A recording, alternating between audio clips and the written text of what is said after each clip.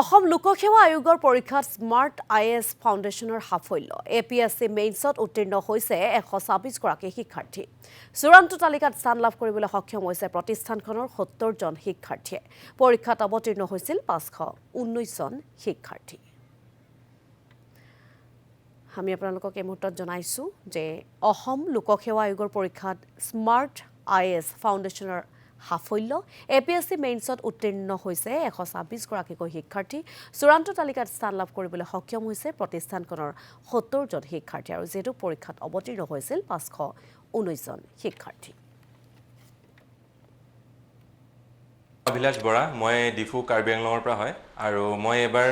APSC CC 2024 ত Assam urban administrative সাৰ্ভিসত rank 2 পাবলৈ সক্ষম হৈছো আৰু স্মাৰ্ট আইএছ ফাউণ্ডেশ্যনত মই বহুতখিনি সহায় পাইছো স্পেশালি আশীৰ্বাদ স্যাৰ আৰু প্ৰশান্ত স্যাৰৰ পৰা তেওঁলোকে মোক বহুতখিনি গাইড কৰিছে আৰু মেইনছৰ টাইমতো টেষ্ট সিৰিজতো